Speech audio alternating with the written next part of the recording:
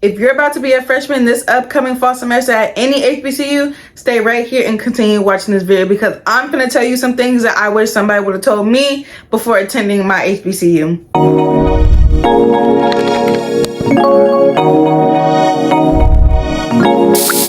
What's good, y'all? It's girl Ari, the one and only, and I'm back for another video. As you've seen by the title and the thumbnail, we are doing a brand new video that has to do with college because I don't know about y'all, but it's June 16th and summer is flying by real fast. Like, it's going by real quick. We're almost in July already.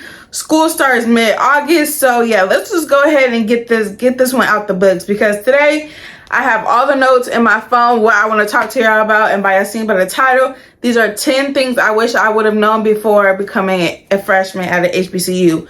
When I tell y'all to listen to me, really listen to me. If you've never been an active listener, I need you to be one right now. So before the video gets started, make sure you like this video, give it a big thumbs up, comment anything you want as long as it's positive. Any questions you have, feel free to comment or DM me on Instagram, and make sure you follow me on all my social media. Y'all already know that. Hit the subscribe button because we're on the road to 600 subs, and turn on the notification bell so you can get notified every time I upload. Now let's get into the real juice. So we're just gonna dive right into it. And y'all, I have all this in my notes because I have short-term memory loss, so I just have to have some type of little quickie.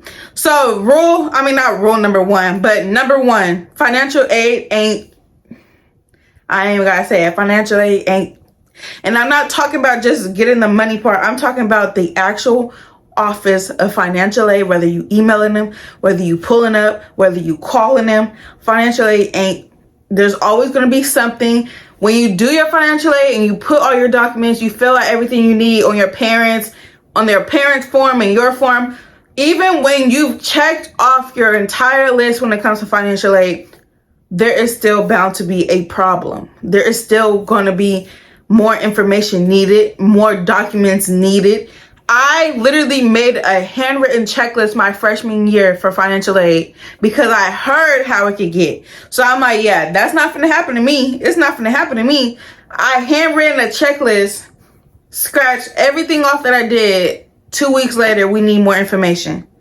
And whether that information is each parent's tax return, it's different for everybody. But sometimes, depending on what information they need, it is hard to get, which takes the process longer. So just be prepared. It doesn't happen to everybody, but a large chunk is always some type of problem with financial aid. So just be prepared to have some type of problem. Number two also falls in with number one.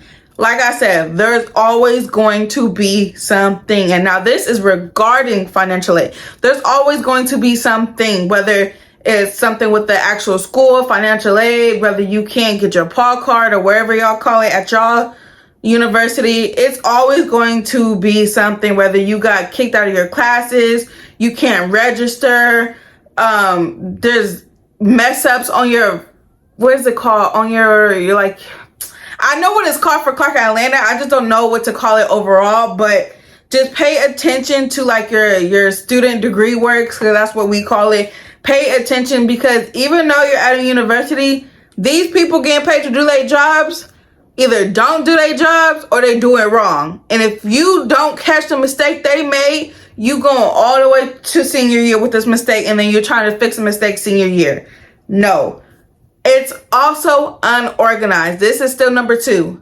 It's always a problem because it's always unorganized. No matter how they display it on social media and on their website, it's always unorganized. Like, HBCUs are just unorganized.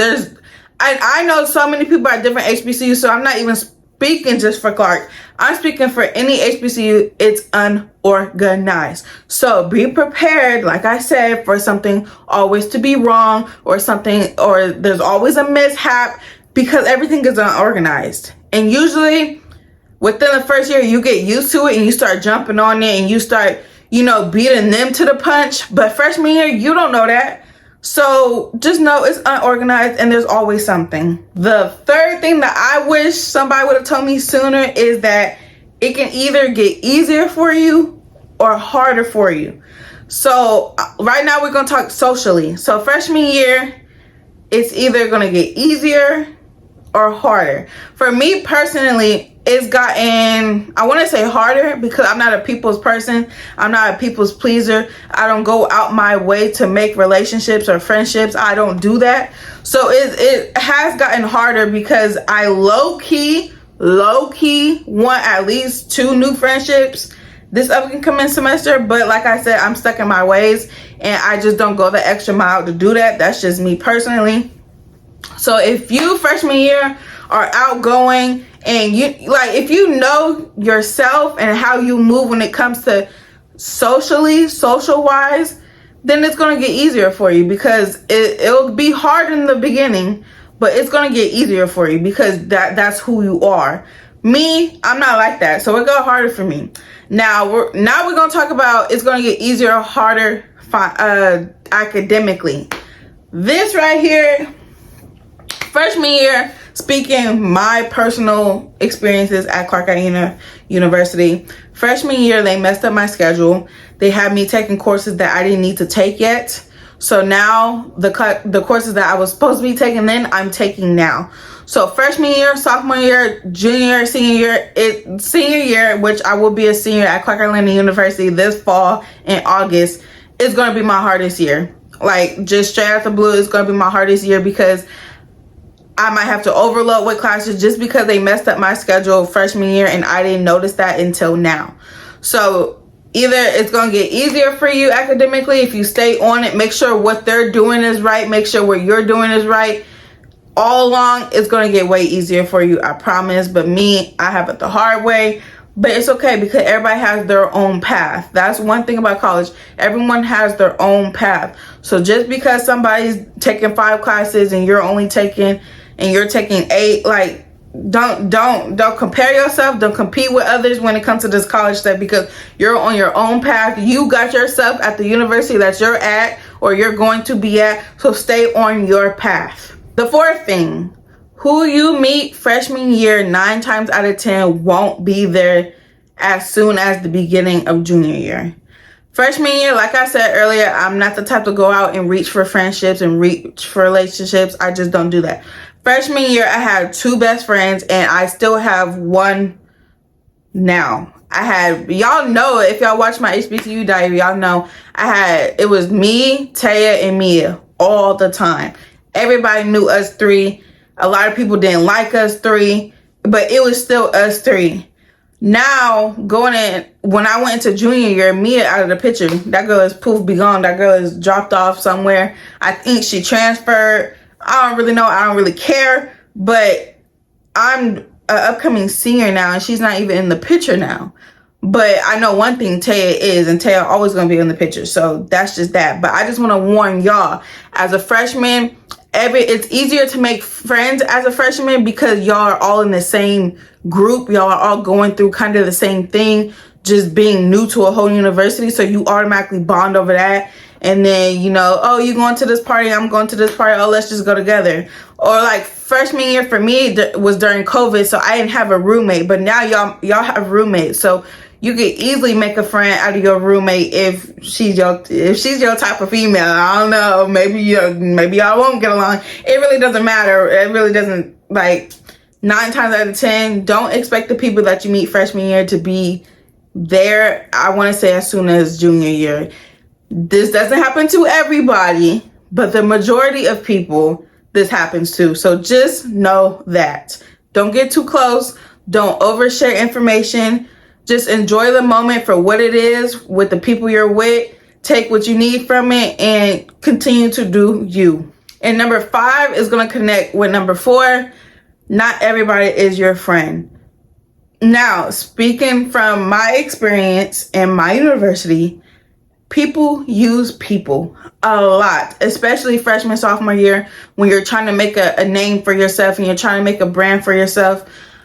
People use people. So if you think you buddy with so-and-so, really, she just wants you to vote for her and help her with her campaign. Like, people use people for what they need. And when they get what they need, they just look at you on the promenade or look at you while you in the cab. You're not buddy for real. They just use you for what they need to make them bigger, to help them achieve what they doing, and that's it. So just be prepared to like just keep an eye out and really observe. I'm always an observant person. I've always been like that since day one. So if you're not an observant person before going to college, please try your best to be an observant person, because you really have to pinpoint these things, notice it, and then create your own way of moving around it or maneuvering, so you're just not in it. Because me, if I see somebody using somebody, I don't want no relationship, friendship with none of them. Because you're not finna, I don't know, you're not finna use me. And even if you say, I'm not finna use you, Ari, we cool. Later down the line, junior year, when you're running for Miss Sophomore or whatever it is, they're gonna come running back to you because you made that little connection. They want you to vote for them, and that's it. And that was just an example, y'all. That didn't happen to me. I'm just saying that's an example. So be prepared to notice.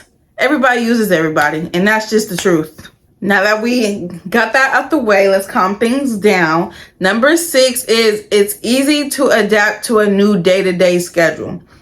Freshman year, I was so nervous. I was so scared that I didn't know when I was going to go to classes. I didn't know when I was going to eat. I didn't know when I was going to have time for YouTube. I didn't know when I was going to go out and party. I didn't know when I was going to go out and study. And being the person I am, I tried to pinpoint that before actually entering it and seeing what it's like. I tried to be like, okay, this class ends at 10:50. I go to the class at 11 and then study at 1. Like, don't do that, because you're just going to over stress yourself, and it's going to get chaotic. So just go with the flow, and it's going to come naturally. It's really easy. Like, I'm surprised how easy it actually was to adapt to a new schedule day to day, whether it's studying, socially, your hobbies, your work, whatever it is. It's fairly easy. Just don't overthink it, because then you're going to overstress yourself. Just go with the flow for probably about a week. And then what you don't like, that's when you start to make the changes and start reorganizing your day to day. If you're one of those people who have to pinpoint what you're doing every single day, then yeah, go ahead after a week, make those changes. If you're the person like whatever I wake up feeling, how I feeling, whatever I want to do, then go ahead and just, move how you choose to. But just know it's pretty easy adapting to a new day-to-day schedule. Number 7, it's okay to be yourself and by yourself. It's okay to be yourself, and it's okay to be by yourself. Freshman year, I wish I would have known that. I was so focused on trying to fit in, but not go out my way to make friendships, but make sure I just don't stand out. Now, well, that ended probably, I want to say sophomore year. I really stopped caring. So now it's just like, yes, I'm by myself. I'm walking to class by myself. I'm in the library by myself. I'm in the cafe by myself. And what about it? Because like I told you earlier, you got yourself in this position. It is perfectly fine to continue to walk on your path alone to get that degree. Don't make it really bothers me how a lot of people preach, oh, build friendships, build relationships with people, connect. That is it is a good thing to do, but you can't force nobody to do that. So stop forcing people to go out their way and do that if that's not who they are as a person, to take the extra mile and do that. Because now they're like, okay, but that's not me. That's not how I like to do things. Now they're feeling bad because they're like, dang, they're saying connect and make friendships, but I don't really, it's okay. Be yourself and know that it is okay to be by yourself. Thankfully, I got blessed with Taya. I'm not even going to mention Mia. That's the last time me saying her name because that girl is dropped off. But thankfully, I met Taya through a group meeting during the summer. And me and Taya are both from California. Y'all know that. So we automatically bond over that. And we've been by each other's side since then. But if I didn't have Taya, I would have been perfectly fine going through my freshman year, my sophomore year, my junior year, my senior year by myself, because I'm an independent person. And like I said, I always tell myself I got myself here. I can get myself through it, and I can cross that finish line by myself. It's never been an issue. So if people are constantly in your ear saying make friends, make relationships, connect with people, You choose if you want to go out your way and do that. If you don't, just know it's okay. You're still going to be okay. You're still going to get through college as long as you push yourself, because you got yourself in this position. You could gladly get yourself out. So just remember that. So number 8 is freshman year, you do the most partying. Now, I'm speaking for the vast majority. I'm not speaking for everybody, because I know there's people out there. I personally know people out there who partied hard freshman year and they partied hard sophomore year and they're partying hard junior year, and now I'm pretty sure they're gonna party hard senior year. Like, I know the people out there who literally party hard all 4 years. That's not me at all. So coming from personal experience, y'all, my dog is right here. Coming from personal experience, my freshman year is where I did the most partying. I went to the most clubs. I went to the most parties. I went to the most kickbacks. I was out till the sun came up. I was at Waffle House 4 in the morning. Like, freshman year is where I did everything, because my freshman year, again, was during COVID. So y'all could only imagine, no high school graduation, no prom, no none of that. And I moved to a whole new state. Of course I'm going to be out. Of course I'm going to be doing everything I can. And all the classes was online, so you really didn't have to worry about waking up to go to classes, because everything was on Zoom. So of course I was doing the most. But literally, y'all, after freshman year, when sophomore year first semester started, I was like, yeah, nah, like, I'm over it. Like, I'm not even in the mood to party like that. I'm not even in the mood to go to the clubs. Like, I really just enjoyed the cool kickbacks. The literal kickbacks, not the kickbacks that they promote as a kickback and it's a full-blown block party.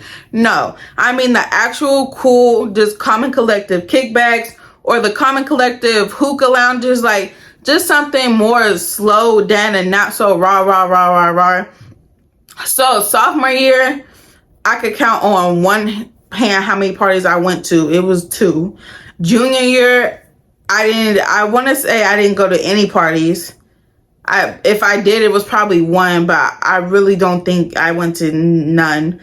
Now, senior year, y'all, listen. This semester, this fall semester, I am a senior. This is my last 2 semesters at my university. I have regrets of not doing more last year, junior year. So to fulfill them regrets, I'm going to be outside this semester and spring semester, because like I said, these are my last 2 semesters. And when I say outside, I don't mean house party after house party after block party after block party. No, because I know as a person, like as who I am, I'm going to get sick of people. I'm going to be tired of being out. I'm going to get tired of loud music. I'm just at that stage where that will really annoy me real quick. But there's alternatives, especially because I'm 21 now. So the bars, the hookah lounges, something more calm but yet still enjoyable is where I'm going to be at. Yes, I'll go to a few parties, like, yeah.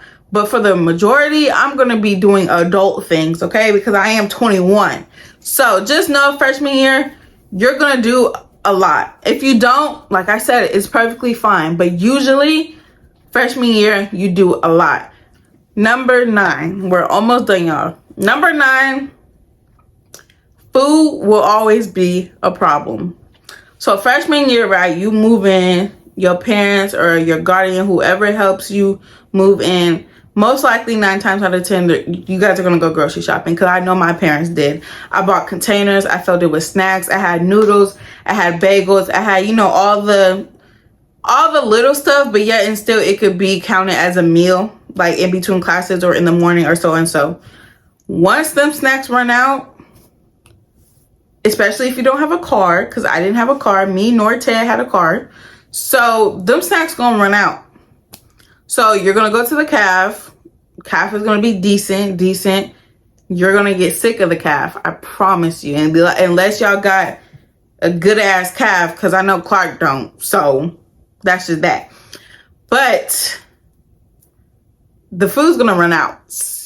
And usually when you first get to school, you blow your money quick, whether it's on Ubers, whether it's on to get in parties, whether it's on shopping, whether it's on hair, nails, lashes. You go through money pretty quickly, but at the end of the day, you still have to eat. So you have to figure out, do I have enough for DoorDash? The Walmart by our school closed down, so we didn't even have that no more. So people were forced to Instacart. That gets expensive. All these things, everything costs. So when it comes to food is, you're always going to have to figure out, okay, what I'm going to eat, how I'm going to get it, how much is it. Because me and Tara, like, especially if you choose the lowest meal plan, usually as a freshman though, they give y'all the highest meal plan, which is fine, which is like limited swipes or something like that. But you're going to get tired of that food. So you're going to have to make that call. Hey mom, like, the cat food not that good. Can you send me some money to DoorDash? Or we finna go to dinner. Can you send me some money for dinner? Because I know I had to do that because I was sick of the cat food. I didn't have a car, so once my groceries were gone, it was like gone. And I do live an hour away from my school, so my parents did come down when they could to grocery shop, but they couldn't do that every week. And when you get bored, you tend to just eat. So stuff goes quick. Food goes quick. So it's like, always remember about the food. Like, if you could buy a couple extra snacks, then do that. If you have a car, please use your car to go get groceries. Don't Instacart if you don't have to. DoorDash could get expensive, and not even just expensive. It could be difficult DoorDashing at universities because they don't know where to drop the food off. Then sometimes they literally just drop it on the sidewalk, or they pull off saying they can't find you. I have so many DoorDash memories, and DoorDash gets expensive. So food is always going to be a problem. Not from the jump. It may not be a problem from the jump because, like I said, you got groceries, you messing with the cat food, but eventually food is going to be a problem. I know there's been times me and Ted didn't even eat because we didn't want cat food. We didn't have the extra money to DoorDash, so we just didn't eat. Like, we were like, okay, whatever. Then when we DoorDash, we started just getting one item and sharing it because it gets expensive. It's a lot. So just remember, food will eventually become a problem. Like I said, this is not for everybody, but vast majority, sometimes people choose going to a party over eating. They're like, oh, I got $20, but should I use it for DoorDash or should I use it to get into this party? You just have to think like that. You really have to think like that. Number 10. Number 10 is not that spectacular or nothing, but my number 10 is don't sit in a class just to pass. Now, speaking from personal experience, freshman and sophomore year, I literally just sat in the class, paid attention to what I had to pay attention to because I knew a test was coming up or something. I sat in classes just so I could pass. I'm saying do not do that, because if you do that, if you're not stuck on what you want to do after graduating now, you're going to be in a heap of trouble mentally trying to figure out what you want to do after you graduate if you just sat in a class to pass, because these classes is not like high school at all. In high school, yes, you're taking the class to pass to get your diploma to go to community college or 4-year, whatever the case is. In college, you're taking these classes because you're going to use at least 20% of the information given in each course throughout your whole college experience. So don't just sit there and put your name on attendance to get attendance and then you just think you're good because the professor puts attendance over everything. Really engage in the information that is being taught to you. And even when you are physically out of class, try to connect that to the real world, or try to connect that to careers that you're thinking about. Like, if you're in accounting 1 and y'all just did a lecture, y'all did notes and everything, try to connect what you just learned if you want to be an accountant. I don't want to be no accounting. Accounting is hard. But anyway, try to connect what you're learning to a profession that you're interested in, or just a profession that you know you want to get into. I mean, it's different for everybody. Some people know exactly what they want to get into. Some people are clueless like I was, and I still kind of am, but I think after this first semester of senior year, I think I'm going to have it down packed. But like I said earlier, everybody has their own road and what they want to do and how they're going to get to what they want. So if you don't know what you want to do for the longest, that is okay.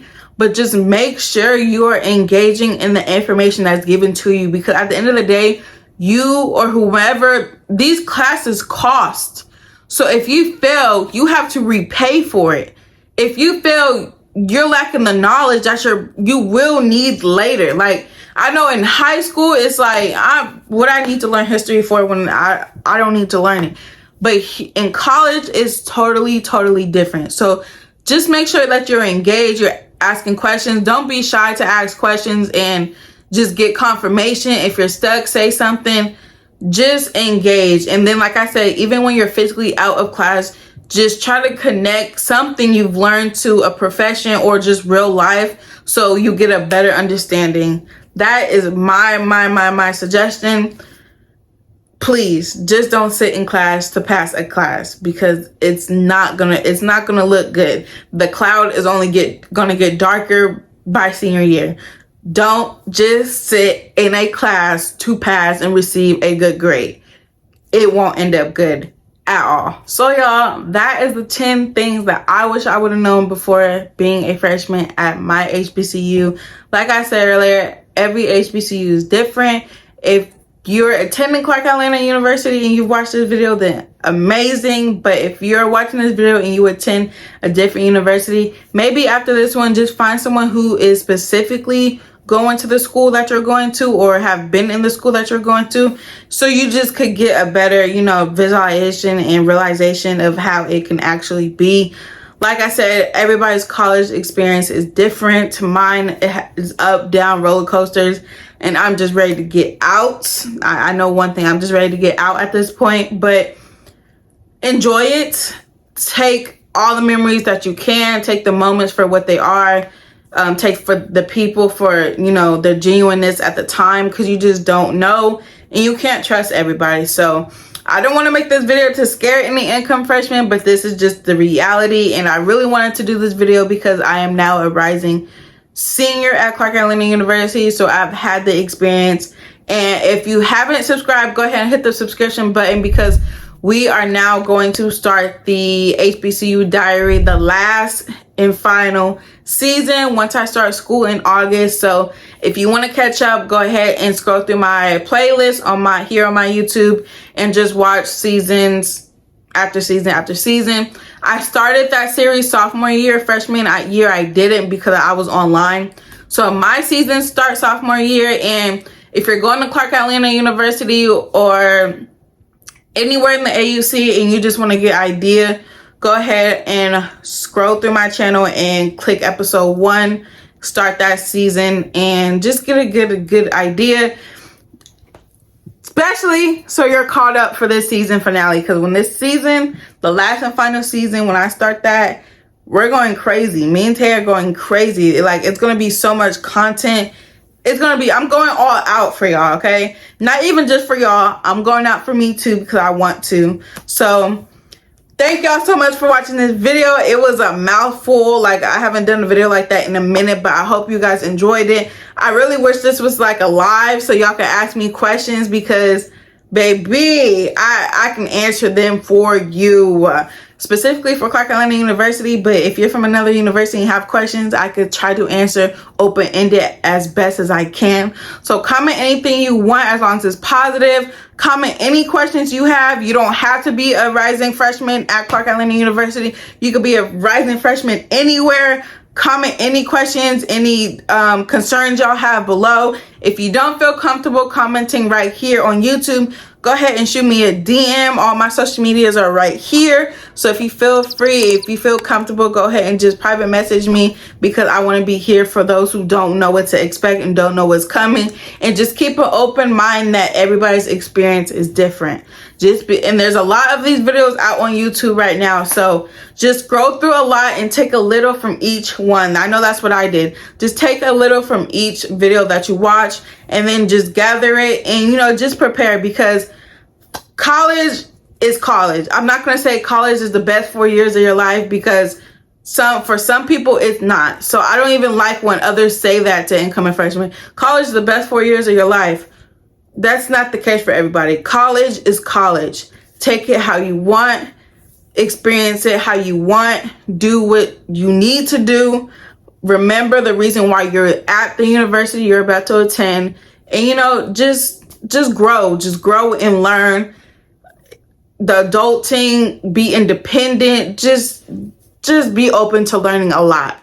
And it can get hard, it will get hard, but God did not pull you this far for nothing. So just remember that. I will see you guys in the next video. Make sure to subscribe so y'all can see the last and final season starting in August. We're doing fall and spring semester, and we're gonna go crazy, okay? Pinky promise, if I don't go crazy, you could DM me on Instagram asking for my Cash App so you could request $100, because I promise you we're going crazy, okay? I will see y'all in the next video. Bye! 1, 2, 3.